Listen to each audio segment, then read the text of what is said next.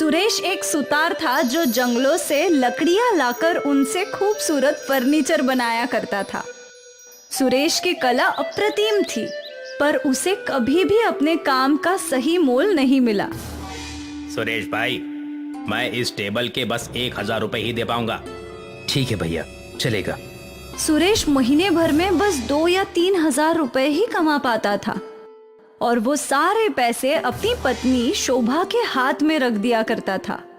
ये ले, इससे घर का राशन ले आ। ठीक है, पर अब आपको थोड़ा ज्यादा काम करना होगा। क्यों? क्योंकि हमारे घर में जल्द ही एक नया मेहमान आने वाला है। सच्ची?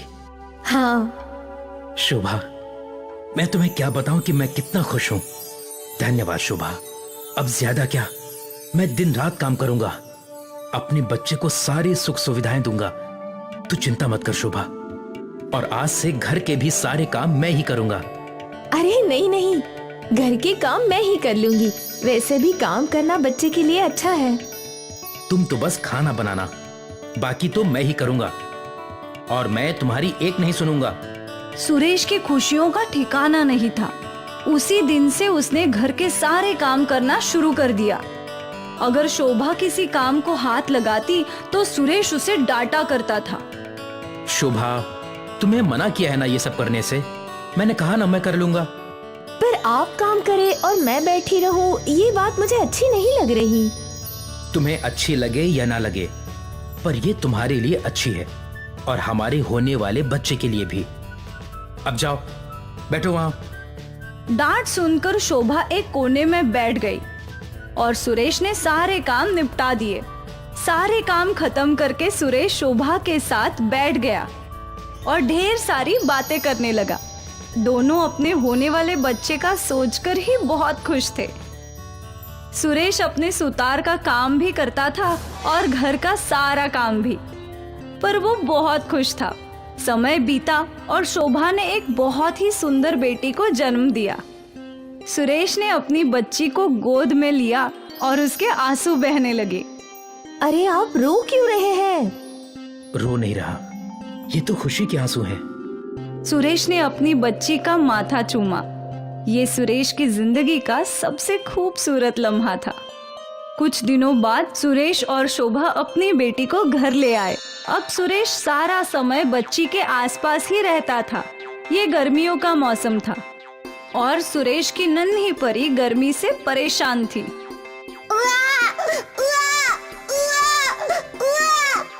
ये क्यों रो रही है? क्या इसे भूख लगी है? नहीं, अभी तो दूध पिलाया है। तो फिर ये रो क्यों रही है? शायद इसे गर्मी लग रही है। शोभा ने बच्ची को लपटा हुआ कपड़ा खोला और बच्ची थोड़ी सी शांत हुई। कुछ देर बाद वो वापस रोने लगी।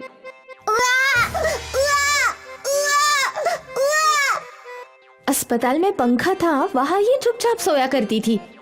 यहाँ हमारे घर में फैन क्या, बिजली का भी अता पता नहीं है। मैं भी आता हूँ। सुरेश अपनी पड़ोसी के घर गया और उसने बिजली की बात की। उसका पड़ोसी बिजली देने के लिए तैयार हो गया। सुरेश को हर महीने पड़ोसी को 300 रुपए देने थे। बिजली की एक तार सुरेश पड़ोसी के घर से अपने घर तक खींच लाया और उस पे बल्ब लगा दिया। बिजली तो आ गई, अब फैन खरीदना होगा। फैन कम से कम 1,000 रुपए का तो होगा ना? सुरेश ने अपनी जेब टटोली तो उसके पास केवल 100 रुपए थे। कोई बात नहीं, अब जब कोई पैसे आएंगे तो आप फैन खरीद लेना। सुरेश ने बच्ची की ओर देखा। बच्ची गर्मी से परेशान थी।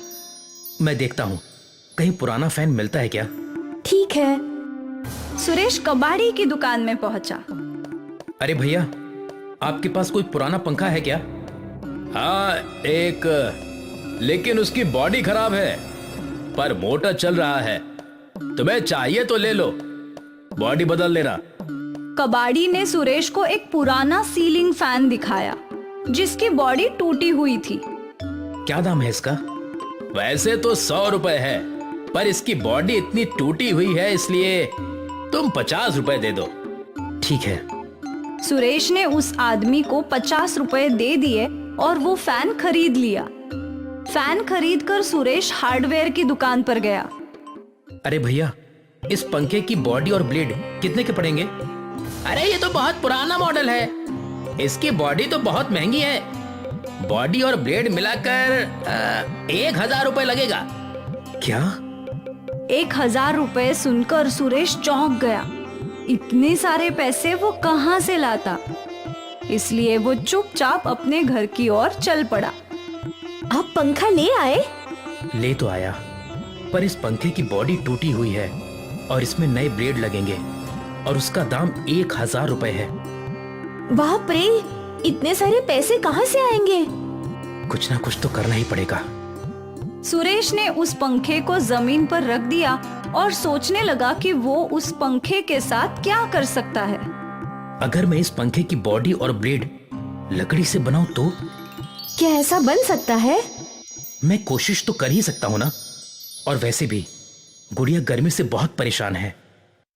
सुरेश पंखा लेकर बाहर आया और अपने सामने पड़े लकड़े के तने से पंखे की बॉडी बनाने लगा। वो बहुत बारीकी से काम करता रहा और कई घंटों बाद आखिर उसने लकड़ी से बॉडी और ब्लेड बना दिए। उसने पंखे को जॉइन किया। ये हुई ना बात। सुरेश अपने लकड़ी के पंखे को घर के भीतर ले गया और उसे छत से टांग दिया और बिजली का कनेक्शन कर दिया और फिर बटन दबाते ही पंखा घूमने लगा। अरे वाह! और रोती हुई बच्ची तुरंत शांत हो गई। मेरी मेहनत रंग लाई है। हाँ देखिए, ये चुप बैठ गई। भगवान करे मैं इसकी सारी जरूरतें पूरी कर सकूं और एक अच्छा बाप बन सकूं। आप अच्छे पिता हैं। बच्ची खुश थी और इसलिए शोभा और सुरेश भी खुश थे। अगले दिन उनके घर पे ग्राम पंचायत के ऑफिसर आए। क्या आपके घर में किसी बच्चे का जन्म हुआ है? हाँ हाँ, अंदर आइए ना। वो ऑफिसर घर के भीतर आया। मुझे बेटी हुई है। कल जन्म हुआ है ना? हाँ। तभी ऑफिसर का ध्यान ऊपर घूम रहे लकड़ी के पंखे पर गया। ये कैसे हो सकता है? क्या ये सच में लकड़ी का है? हाँ, मैंने खुद बनाया है। अद्भुत, बहुत खूब। मैंने पहले ऐसी लकड़ी की कला नहीं देखी। ये कला नहीं, मजबूरी है साहब। सुरेश ने ऑफिसर को बताया कि क्यों उसने लकड़ी का पंखा बनाया। उस ऑफिसर ने लकड़ी के पंखे की और सुरेश के परिवार की एक तस्वीर ले ली और उसी वक्त उनकी पूरी कहानी सोशल मीडिया पर पोस्ट कर दी। इससे क्या होगा साहब? क्या होगा तुम्हें जल्द ही पता चल जाएगा। अब मैं चलता हूँ, वापस जरूर आऊंगा। लकड़ी के पंखे का फोटो और सुरेश की कहानी वायरल हो गई। लोग सुरेश की मदद करने आगे आ गए और सभी ने उस ऑफिसर के अकाउंट में पैसे भेजे। कुछ दिनों बाद वो ऑफिसर पैसों का बैग लेकर सुरेश के घर आया। तुम्हारी कहानी दुनिया भर को छू गई है और देखो, सब ने तुम्हारी मदद करने के लिए कितने पैसे भेजे हैं। तुम अपनी बेटी को हर खुशी दे सकते हो। सुरेश और शोभा की आंखों से आंसू बहने लगे। उन लोगों ने उम्मीद भी नहीं की थी कि ये सब होगा। सुरेश के परिवार की जिंदगी संवर गई। अब सुरेश ने अपनी बेटी के लिए हर सुख सुविधा खरीद ली थी। वो खुश था और ये सब बस उसके लकड़ी के पंखे की बदौलत।